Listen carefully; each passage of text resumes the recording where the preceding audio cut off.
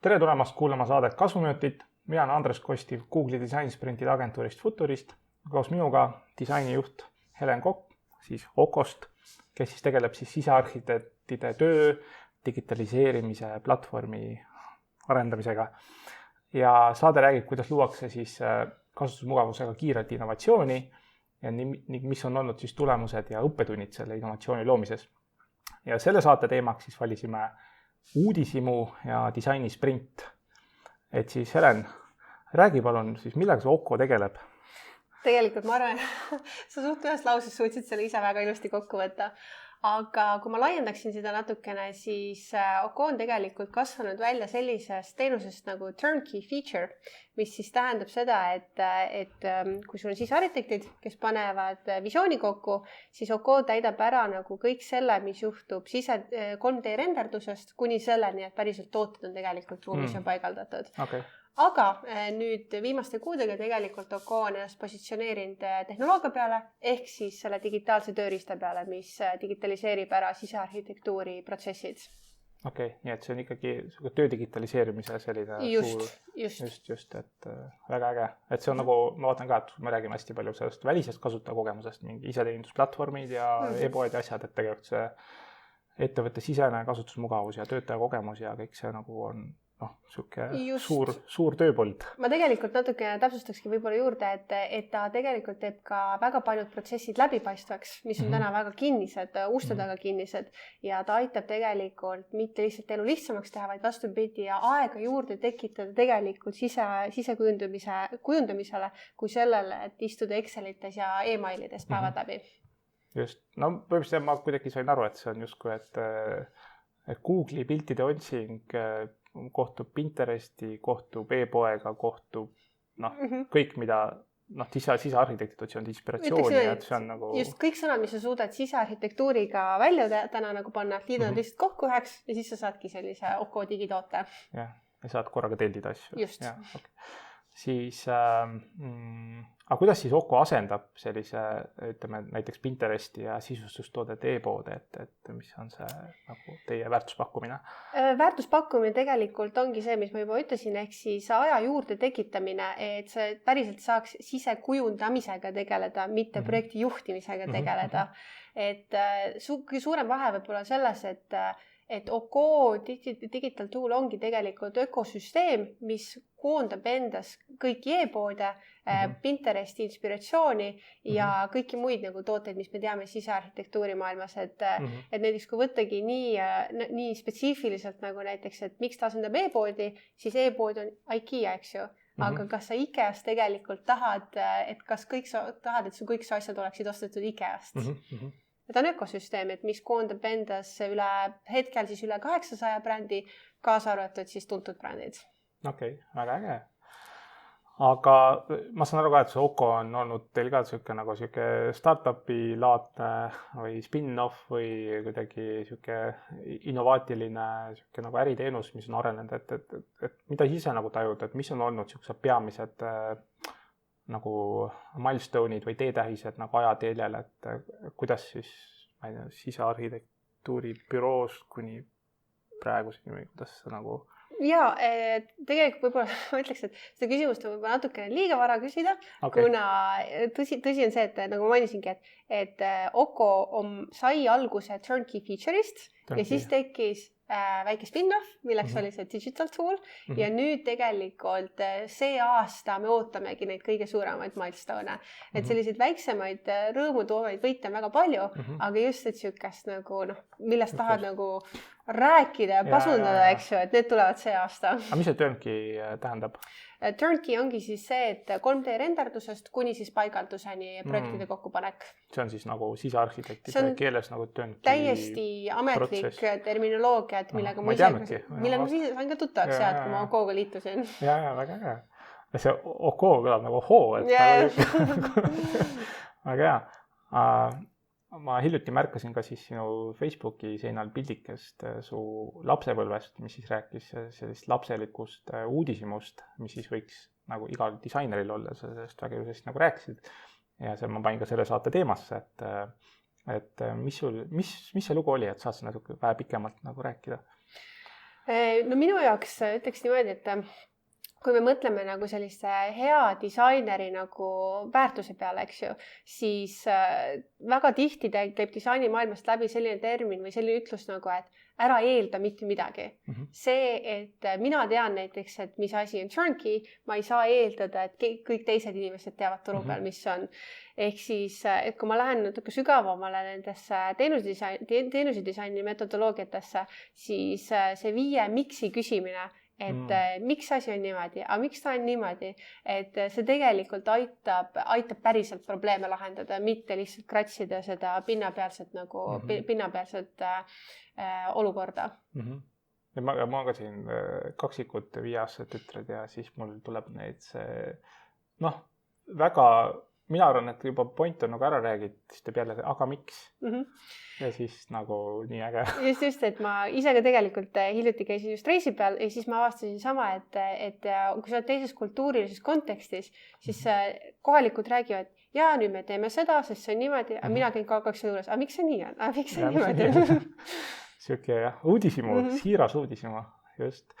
Aga mis su kogemus on olnud ka, et kuidas õppida siukest nagu julgust, sellist siirast uudishimust siis küsimusi küsida, et umbes keegi seal muretseb, et ma ei tea lolle küsimusi küsida ja et mis sa nagu, kuidas sa kuulejaid julgustaksid sellega? Ma ütleks, et esimene asi tegelikult ennem kui me üldse julgusest saame rääkida, on just see siiruse moment, see siiras huvi, et mind huvitab teine inimene. Okay. Sellepärast, et ennem ei saa küsida küsimusi, kui sind tegelikult päriselt need küsimused ei huvita. Ehk siis, et see on kõige esimene asi, mis peab nagu enda sees leidma, et see nagu autentne nagu uudishimu ikkagi nagu asjade vastu, et teine inimene saab päris hästi aru, nagu, et tegelikult kui see nagu küsimusel pole nagu sügavust. Ja, sügavust, ja mis puudutab nagu julgust, et tegelikult ma ütleks niimoodi, et väga lihtne test on tegelikult see, et inimestele meeldib oma tegevusalast ja iseendast rääkida. Ehk siis, et kui pole julgust kohe nagu võõra inimesega rääkida, siis proovi selliste natukene nagu inimeste peal, kes tunduvad sellised sõbralikud, eks ju. Ja anna neile võimalus rääkida ja tegelikult see kasvatabki üles nagu seda julgust siis võib-olla pealt näha keerulistes olukordades hakkama saada. Väga hea vihje. Nii on jah, et isegi mõnikord ka, ma tegelen ka siin UX analüüside ja disainsprindi ettevalmistusega, et tegelikult ikkagi sa hakkad sellest pihta tõesti ju, et isegi enne esimest kohtumist sa vaatad, mis infot sa antud ettevõtte või meeskonna kohta saad nagu lugeda või jällegi, miks ma teen seda? Ma ju tegelikult siiralt huvitan. Just. Ma muidu ei läheks guugeldama selle, ennem kui ma esimest korda kokku saan kellegiga. Täitsa nõus, jaa.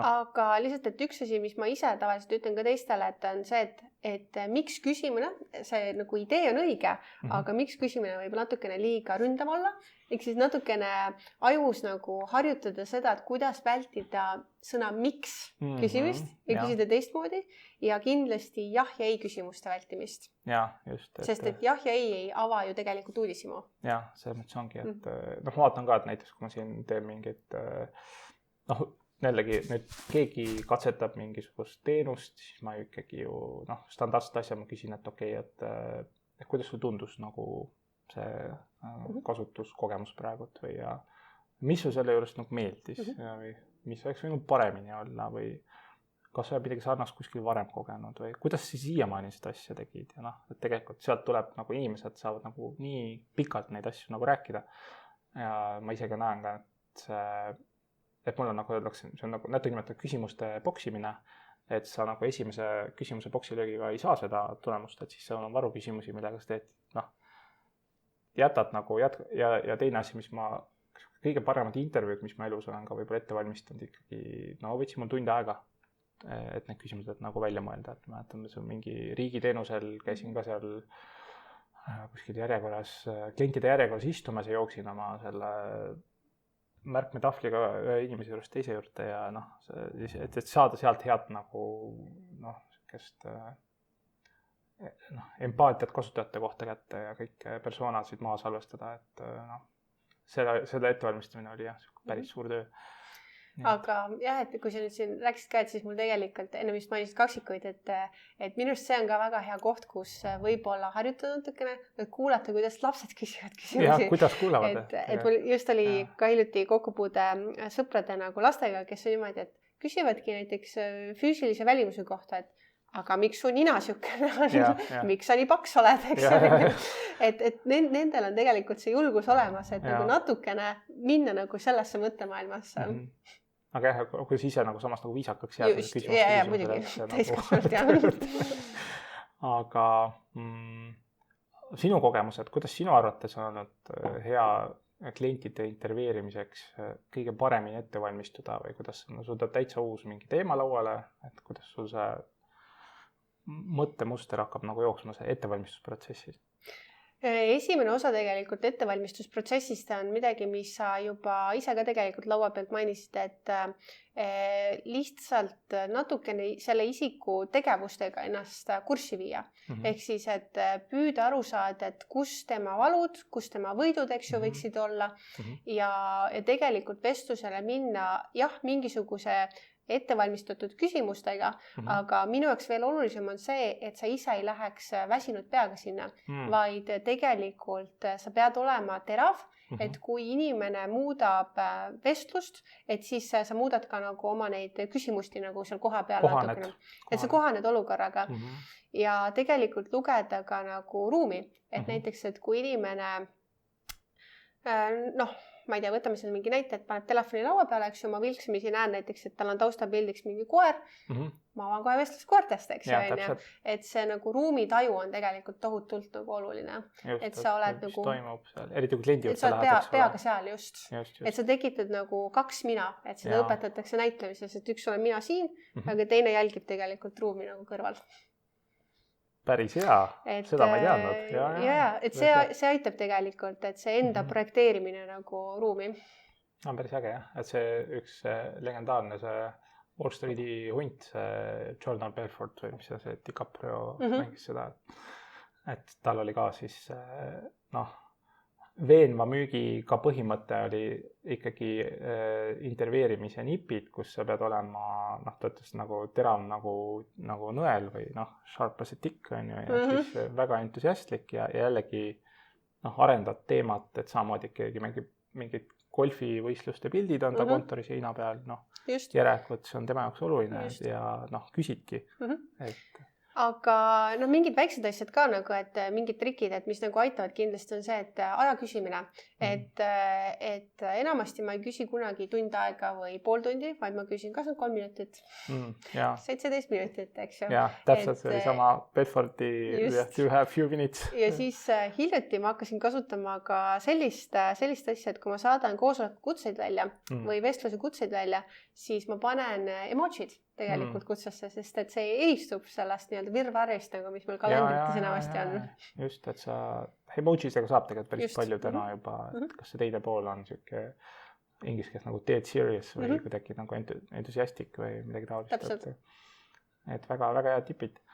Siis veel tahtsin siin saates nüüd tänada sind ka, et ma olen siin see ettevõte ka siin juba, ma ei tea, varsti on jah, 1000 päeva vist juba täis või isegi rohkem, aga et tänu siia sain ma aastaid tagasi teada, et on olemas disainisprint ja oled ise viinud läbi siis nii lühemaid kui ka pikemaid disainisprinte. Ja võib-olla nüüd ma olen seda varem ka küsinud, aga aastad ja aeg on edasi läinud, et mis sul kas disainisprindi tervikprotsessi või nende osade juures nagu meeldib reaalselt? Tegelikult kõige rohkem, mis mulle meeldib ja mida ma võib-olla kõige suuremaks isiklikuks väljakutseks nagu alati ka leian, on see, et see tundmatus. Et mina, kui ma tean, kuidas see protsess käib, et ma ei tohi minna tegelikult sinna nii-öelda juba mingisuguse valmis nagu lahendusega. Ja see alati mulle pakub huvi nii-öelda, et sul on mingi arusaam asjadest tegelikult nagu, mis on potentsiaalsed lahendused, aga see rõõm tegelikult avastada nagu midagi muud selle protsessi käigus. Et see on nagu minu jaoks kõige nagu sellisem see esimene ots, see kõige abstraktsem ots on minu jaoks kõige nauditavam nagu ots. Et mis paljudes võib tekitada siuke, aga no ma ei tea ju, kuhu see viib ja nii palju erinevaid vastuseid. Enamasti kliendid küsivad seda tegelikult su käes. Et miks me teeme seda, on ju. Aga, ja siis kindlasti see kõige viimane ots, kus sa valideerid ära. Sa tegelikult faktidega valideerid ära, et see ei ole nii-öelda nagu kellegi sisetunne või keegi ütleb, et teeme nüüd niimoodi. Ja mis mulle meeldibki, mis sa ise juba mainisid ka selles küsimuse juures, on see, et disainisprindid on nagu Lego klotsid. Sa võid tükke võtta, ümber paigutada, uueks teha, eks ju, pikemaks, lühemaks. See on nagu hästi, see printsiip on hästi vahva. Just, et selles mõttes, et ma ise ka, keegi küsib, et kuidas liikvele minna, siis ma üldiselt soovitan võib-olla, et kui tal on korduvalt plaanis nagu disainisprintidega, eks ole, ma ei tea, mõne päevaga kiirelt oma teenus kontseptsioon ära valideerida, et okei, et siis minna nagu standardvariandiga liikvele, aga samas jätkusprinte ma teen tõesti nagu poole lühemat või ma ei tea, 70% lühemalt, et saab nagu kokku panna nii nagu vaja. Et see on iteratsioonid siis nagu selle asja pihta. Et see on äge. Ja teine asi on ka, mis ma ise olen ka tähele pannud, on see igasugune workshop on siuke meeskonna ehitamiseks ja tugevdamiseks. Oi, igal juhul. Ma just viimased 6 aega olen tegelikult uurinud natukene lähemalt seda, et mis on, kuidas ma ütlen siis, pergid, nii-öelda nagu siis meeskonnatöös tegelikult. Ja järjest enam ja enam hinnatakse tegelikult neid momente, kus on meeskonnal põhjus kokku tulla ja just sisulisel eesmärgil kokku tulla. Et miks ma uurisin seda oli sellepärast, et mind huvitas, et kas nagu, ütleme, et kas rohkem nagu energiat annab see, et te käite ükskord õhtusöögil või nagu see, või näiteks, et sa käid sporti tegemas, eks ju. Koos kolleegidega. Aga väiksed häkid tõestasid ennast põhimõtteliselt top number 9 tegelikult, et mis nagu tegelikult hoiab seda meeskonda nagu koos. Et siuksed nagu head workshopid. Ja ma ise ka vaatasin, see, kes mind kunagi sertifitseeris disainisprindi läbi viiaks, et siis asutaja jagas, et näed, et by the way, et mingi Deloitte Touch otsib chief workshop facilitatorit, aastal 2022 meil on nagu siuksed töökohad, eks ole. Ja ongi, ja see on chief design officer või chief executive producer, et see on nagu tõesti, et need workshopid on lihtsalt head ettevalmistatud workshopid, lihtsalt hoiavad nii palju aega kokku, et saada nagu tiimi energia ja siis ühisele sellisele lahendusele joonduda või kuidagi, et see on nagu... Ma ütleks, et see ühine joondus, aga võib-olla ka see, et tegelikult see metodoloogia tegelikult väldib ju koseefekti, et ta ju toob niimoodi, kuna ta nõuab kõikide osapoolte võrdset sisendit, siis tegelikult igaüks meeskonna liikmena tunneb, et ta on midagi andnud sellesse lahendusse, mitte et keegi ütles mulle, et teeme niimoodi. Mis see koseefekt on? Koseefekt ehk siis, et kui tuleb näiteks klassikalises agentuuris, eks ju, et tuleb klient, ütleb, et tahab seda, tuleb disainer, teeb selle, see liigub arendusse, arendus teeb selle, eks ju, testil selle, eks ju, et ta liigub nagu mööda nagu ahelat, mitte nagu sellises keras, kus kõik nagu panustavad ja annavad oma tüki kaasa. Täpselt. See ongi see, et disainisprindil mulle ka meeldib, et kui ma teeme teisel päeval hääletame võitu kontseptsiooni ja tavaliselt 5-7 inimest on seda nii-öelda ka kokku pannud või panustanud, et siis kunagi öelda, et okei, meil on mingi võidutöö kellegilt või kellegi poolt, vaid et võtame lihtsalt ühe kõige tõenäolisema selliseks nagu sõrestikuks või struktuuriks ja siis teiste tiimiliikmete nagu parimad tükid visatakse sinna külge. Keegi disainis, ma ei tea, mingi äpi avalehe nagu väga hästi, aga ta ei olnud nagu võidukontseptsiooni nagu sõrestik, siis võtadki nagu plärts. Jaa. Ja see, mis jällegi ennem küsisid, aga siiski, et mis nagu mul teeb ka nagu, et enda jaoks nagu hoida värske nagu kust asja, ma proovin alati panna uue meetodi sisse nagu sellesse protsessi. Et ma just hiljuti proovisin, seda nimetatakse inglise keeles fishbone nagu siis metodoloogiaks, aga see tegelikult avas ka nagu meie enda toote puhul täiesti uue spektri, mida mitte keegi varem nagu ei näinud. Ja, just mingi uue sellise metoodika katsetamisega. Just väga äge. Siis... Kui sa oled ka disainisprindi harjutusi ka, seal esimese 2 päeva jooksul on ala mingi 25 erinevat harjutust, osad isegi kestavad, ma ei tea, 3 minutit või 5 minutit või osad pikemalt. Et oled sa nagu eraldi kasutanud sellise kohaldatud variandina ja kuidas sul välja see nägi või mis sul viimane meenub, et kus sa panid, sul meenub, et panid kokku selle? Viimane, mis mul meenub võib-olla, kuna nüüd pühad on vahel olnud, et siis, et viimane eks jäigi sinna kuhugile detsembri algusesse ja tegelikult võib-olla natuke nagu teistmoodi, aga siiski me kasutasime disain sprinti nagu metodoloogiaid, et väärtuspakkumist paremini läbi töötada. Ja üllataval kombel täitsa jõudsime nagu väga nagu sisulise tulemuseni. See on täitsa, natuke mõtledki, et see on nagu mingi kirjeldav, mingisugune selline nagu teistmoodi, nagu ta on nagu ärimudeli poole pealt mingi värk on ju.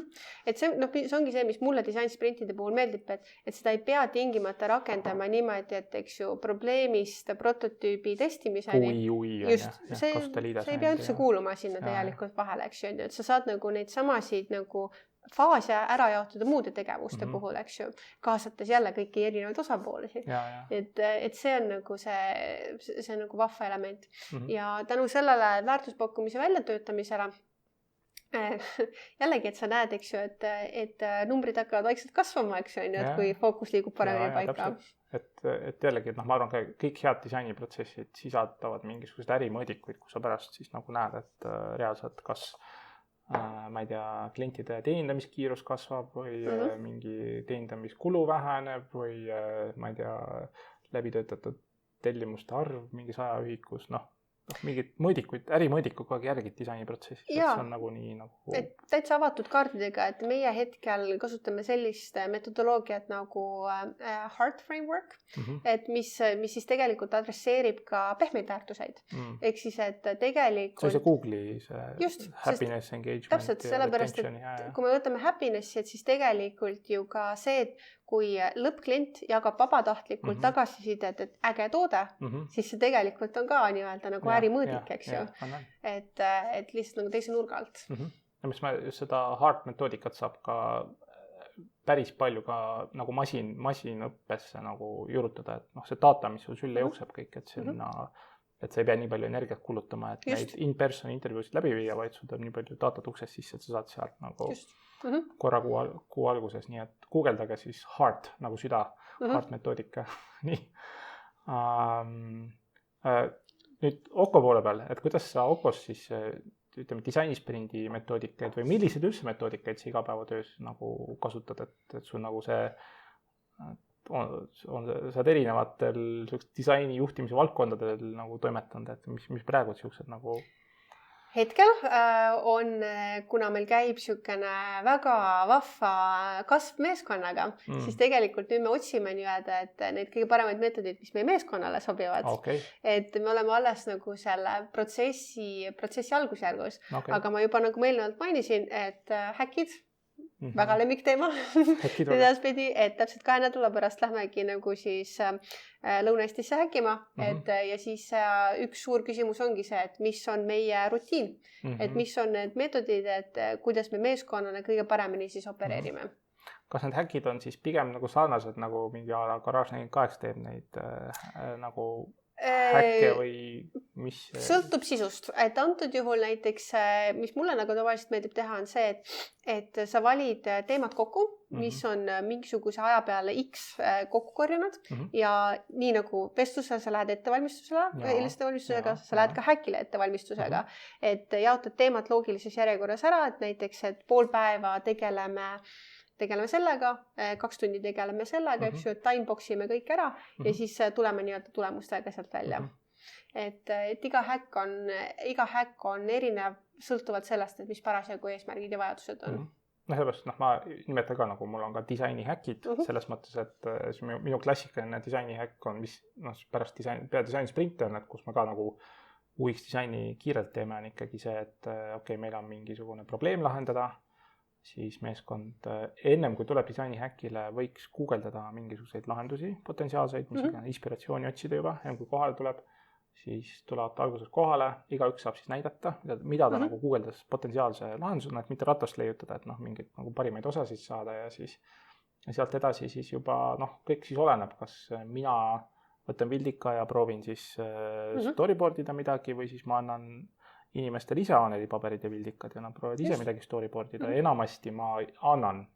Ja siis, kuna see on seepärast nii hea, et kui mina hakkan storyboard ima midagi, siis võib-olla ikkagi selles grupis võib olla mingisugune, ma ei tea, osakonnajuhataja või mingisugune karismaatilisem idee müüvam isik ja mul laua taga mingid tagasihoidlikumad, introvertsemad isikud võib-olla ja siis nende ideed ei pruugi võidule pääseda. Nad istuvad ja nagu toovad kaasa. Kui ma kannan kõigil paberi ette, siis nagu kõik teevad oma lahenduse, toovad seinale ja siis põhimõtteliselt me saame Vildika otsaga, igaüks saab 3 täpikest Vildika otsaga nagu hääletamiseks ja teeme mitu ringi kui vaja ja siis me saame aru, mis on see potentsiaalne ja siis sealt edasi läheb juba disainiks. Sa tegelikult mainisid ühte väga olulist tükki, mis meid ka hakkab nagu metodoloogiliselt järgmine aasta nii-öelda jälgima, on siis see, et igaüks tegelikult peab olema väga hea loo jutustamise oskusega, siis nimetame seda niimoodi. Ja me hakkame siis ka nagu toote puhul kasutama sellist metodoloogiat nagu lugude pank. Ehk siis, et meil on kriteeriumid, et kuidas vastavalt nii-öelda siis lõppkasutaja faasile tegelikult mis looga nii-öelda siis nagu nii-öelda nende nagu siis valule ja sellele võidule nagu ligi pääseda. Et see on üks metodoloogia, mis me teame juba, et nagu see aasta hakkab kindlalt tulema. Neid saab brainstormida ja need peavad kogu aeg ajas muutuma, et näiteks, et kus neid juurde tekitatakse? Et just, et kui see juurde tekitamine, et ma kuidagi mingi hetk arvasin, või et kui sa mõtled startupi peale, et siis sul on üks lugu, sul on üks pitch ja jah, ma teadsin seda, et vastavalt kuulajale sa kohendad seda, aga see idee lugude pangast, mis tegelikult nii-öelda nagu see, mis on 1001 nagu muinasjuturaamat, et see tundub nagu väga elegantne asi, mida proovida. Jaa, et ma just vaatan ka, et see World Usability Daily kogu aeg käib see creative storytellingu tegelane käib nagu rääkimas, siis ma algusaastal mõtlesin, et mis värk on, aga siis mõtlen, et ilmselt see creative storytelling, mis tegelikult lõppkokkuvõttes tõlgendub tihti ju mingisuguse epic story'ks. Jah. Me räägime IT-programmeerimise keeles, et siis nagu kuulajatel ka, et siis nagu peamine kasutuslugu nagu progejate jaoks, aga teenuse jaoks võib olla siis peamine, ma ei tea, peamine lugu, mida klient peaks läbima, siis nagu ilusa õnneliku muinasjutuga, ilusa õnnelik lõpp. Et selles mõttes see on äge, et kindlasti jah, et tasub seda õppida ja raamatuid ja asju on. Creative storytelling põhimõtteliselt. Ja, et jällegi üks parim mäng nagu, et kui tahta natuke harjutada seda oskust, on Dixit. Et kuidas sa tühja koha pealt pead nii-öelda siis midagi nagu leiutama, et natuke aju üles soojendada.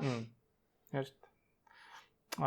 Siis räägime korras ka nagu workshopid ja meeskonnatunde kasvatamine, et sa ütlesid, et praegu otsite sellised nagu metoodikaid, mis lõpuks nagu tiimile sobivad, et tiim teab, et mis metoodikatega nagu toimetate. Aga on sul midagi silma hakanud, mis nagu veel nagu aitab nagu meeskonnatunnet kasvatada või mis mingid workshopide osad või asjad? No kindlasti ütleme, et töötoad on nagu number 1, ega seda nagu mitte miski nagu seda ei lükka laualt nagu mitte midagi välja. Aga üks asi, mis meie hakkame harrastama kindlasti ka, on tegelikult hooajaline, kuidas öelda siis, hooajaline lõbu. Ehk siis, mis see tähendab, on nagu seda, et kui on näiteks kevad, siis sa teema kohaselt nii-öelda teed midagi nii-öelda lihtsalt for fun sake nii-öelda, et mis võib-olla tingimata ei ole nagu toote strateegias sees, eks ju, aga mis toote kaudselt nagu toetab siis selle toote tegevust.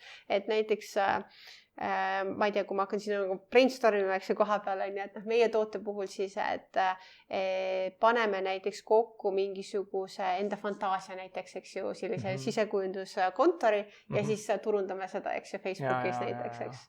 Et ei tohi ära unustada nagu seda, et play hard nagu, work hard, play hard, eks ju. Et käib käsi käes. Just. Et see ka kindlasti nagu aitab, et lõbusad tegevused, mis nagu jälle seda meeskonda nagu kokku toovad. Ma vaatasin ka, et ma käisin ka seal mingisuguse ajaplaneerimise koolitusel, väga kihvt oli ja siis samamoodi, et mingi ma ei mäleta, kas seal oli see munalusikal vist ei olnud, aga mingi sihuke mingi analoogne nagu harjutus, et isegi üsna sihuke klassikalised sellised inspiratsiooni harjutused, mis üldse ei ole nagu see teemaga nagu seotud, paneb sul nagu tiimil lihtsalt nagu aju teistpidi tööle ja siis sealt edasi saad sa minna juba siis loo brainstorminguga või kuidagi. Ja kolmas asi, eks, kui juba siin rääkida nagu, et mida ma olen alati ka nagu ise toetanud ja mis juba siit läbi käis, on see, et kindlasti ettekanded. Et mitte nagu ainult ühe isiku poole pealt, vaid nagu erinevate osapoolte poolt, et jällegi see loo jutustamise oskus nii-öelda, et tuleks nagu välja. Et kui sa teed kord kvartalis ettekande vastavalt enda sihtgrupile, siis see tegelikult aitab ka nagu sisendit tekitada selle nii-öelda toote jaoks. Just. Okei, siis nüüd natuke, ma eelmine küsin sult natuke teistmoodi, aga nüüd ma natuke panen fookus selline nagu innovatsiooni poole, et disain kui innovatsiooni tööriist ja kogu see äriga seonduv kasv ja mõõdikud aga kuidas sinu arvates saab siis kasutusmugavusega innovatsiooni kiirelt nagu kasvatada või mis see võimalus seal on? See on niisugune keeruline küsimus, sest et kõigepealt tuleme selleni, et mis siis innovatsiooniks on.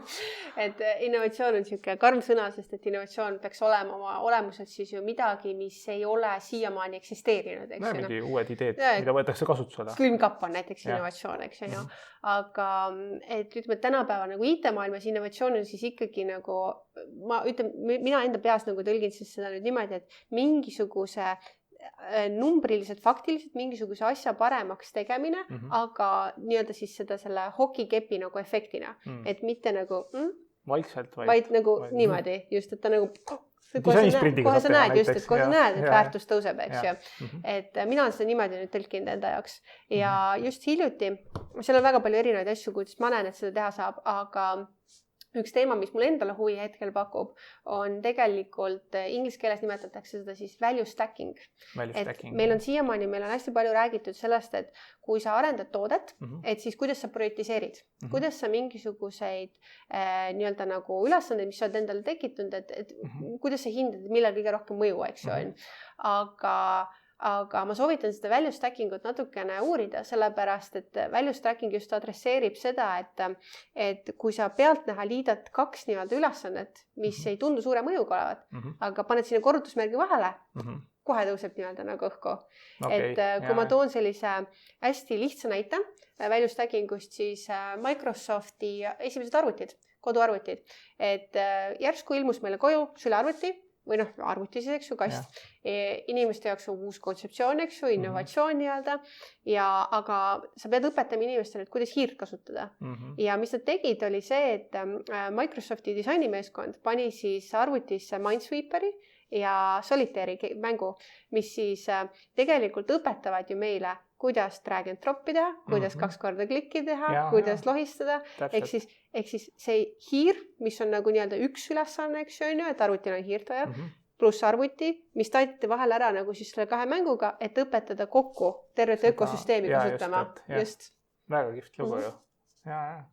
Et see oli, ma mäletan mu esimesi ka selline, mis me saime selle Eesti disainiauhinna ja kuldmunad ja värgid oli see Lexuse virtuaalne müügimees ja siis oli ka niimoodi, et oli vaja luua siis autosalongi mingi digikogemus autode eelmüügiks, kui autot reaalselt ei olnud. Ja siis pidi ajastama, et siis kui rehvivahetust hooaeg on, inimesed tulevad seal, ma ei tea, ootavad, et see oleks siis ta astub ligi ja siis 2 minutiga saab mingisuguse mängustatud onboardingu ja siis ma mäletan seda samas moodi seda mängustamist mõtlesin, siis tegelikult puhtalt mina vaatasin, kuidas on Nintendo Super Mario mängude nagu mängu onboarding kellegile, kes on, ma ei tea, kes pole varem mänginud. Ja siis täpselt üks ühele kasutasin, et et kaugel see inimene jõuab nagu 2 minutiga seda kogeda.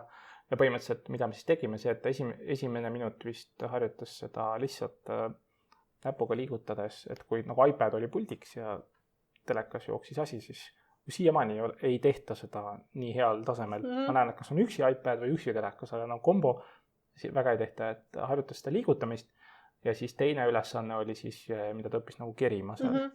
et see liigutamise, kerimise. No idee tundub sama täpselt. Jah, täpselt sama ja sealt edasi, et kui see sisu oli ta jaoks kasulik, siis ta jäi siis juba nagu rohkem uurima. Ja teine asi, mis meil siis nagu õnnestus, oli see, et me vaatasime, kui auto on salongis, siis need laelambid ikkagi väga ideaalselt see sisu ei valgusta. Et kuidas me saaks teha niimoodi, et see, mida ta näeb 65-tollisest terekast, võrreldes see auto, mis seal kõrval seisab, et see on palju nagu võimsam, nagu mingi armatuurikell ja siuksed asjad, et või mingi liistu tekstuur või kuidas see on võimsam, palju. Ja siis me vaatasime, need kerised nagu kõrval on nukralt seisis salongi auto on ja siis see oli siuke nagu shiny big ja inspirational. Just. Et see oli väga kihvt ja see mängustamise nagu onboarding. Aga jaa, aga sellega siis täna lõpetame. Aitäh kuulamast saadet Kasuminutid, et saates olid siis Andres Kostiv Google'i disainisprintide agentuurist Futurist ja koos minuga siis disainijuht Helen Kokk, sisearhitektide töö digitaliseerimise platvormist Oko. Kuulake meid siis ka järgmistel nädalatel ja lugege meie blogi futurist.ee veebis ja siis likeige, jagage, share'ige ja siis kuulmiseni. Lehva!